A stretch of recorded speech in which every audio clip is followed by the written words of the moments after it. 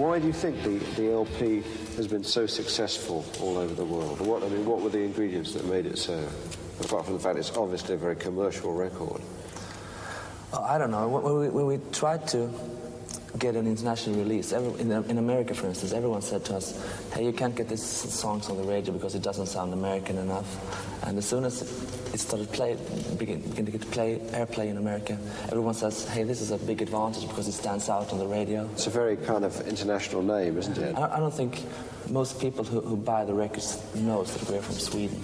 In America, everyone thinks we're from England, and in England, everyone thinks we're from the States. She's got the look. She's got the look. She's got the look. We just came off a big tour, we've been touring Sweden just before Christmas, '88, and I was on vacation, and you were here in Stockholm, and we got this phone call, and hey, they're playing your song in the States. And, really? Is it released there? No. And in 9 weeks it was #1. It went very fast, and then you must come here and must do a video on the book, and everything was... And I had never been in America before, so for me it was really shocked when the first time I came to New York.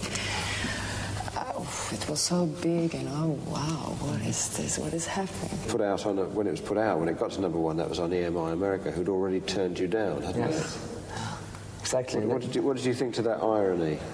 Them, in fact, having a hit with you after having turned you down? We weren't really surprised when everyone turned it down. It was like the same old story. I mean, it's really hard to come from Sweden and try to get a record deal in the States.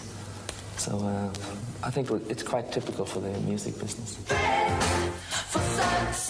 You always wanted to be a musician. I mean, before you were being a musician, did you want to be one? Yes, a singer, and I decided that when I was 6 years old. It was very natural because I come from a very musical family, and we have always, since I was a kid, I was singing a lot together with my sisters and my brother, and my father was a brilliant singer.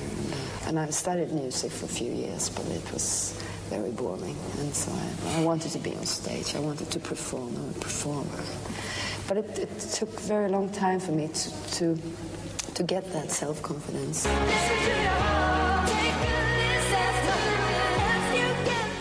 What about you, Per? I mean, how did you get involved in music in the first place? At a very early age, 6, 7 years old, I really became a pop freak, you know. Everything. I started collecting records and What did your father do? He was a plumber. We don't really have a musical tradition in our family at all. We had a piano, but we sold it. I never really wanted to be a musician or be involved with the music business. I really didn't know anything about that at all. I just wanted to... I loved records and collecting records. But you were a big Bowie fan, weren't you? Yeah. It's strange because the school I was in, nobody really liked Bowie at all, except me. So I had all this stupid... platforms shoes. A lot of people have that. When I was in school, when I was like 16, I got involved with a couple of friends who were playing in a band. And I visited their rehearsal studio and was there for a couple of hours. It was just like a different world. What were you playing? I wasn't playing anything. You were playing? I was just a friend, you know. Then I made up my mind, hey, I want to play an instrument. One of my friends from school, we started this band together. And 3 years after that, we got a record deal with EMI. 6 weeks after that, we had a #1. Great. It's really fast.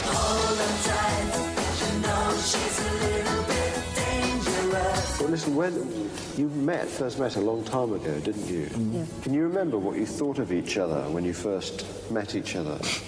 One of his first concerts with his own band, Gylne Tiden. And I remember, I thought, well, he has something. But I think that he was a little bit too childish and too... He was very... You didn't like my hat? No, on the stage, he was really...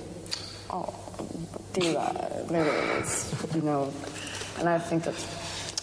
Oh, no. So, Per, what were your first impressions of Marie? She was always the loudest one in her band. She was having long, dark hair, very thin, big mouth. In 81, I think, was the first time we worked together in a recording studio. And I remember we were sitting in the nights and dreamed about maybe someday we can do something in English and have a success in the world, you know.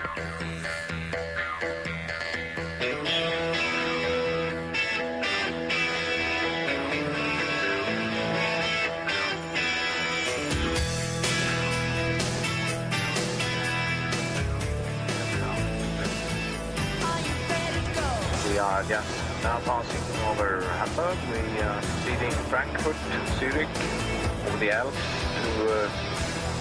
to Nice, and estimate to land in 1 hour and 40 minutes at 2 o'clock.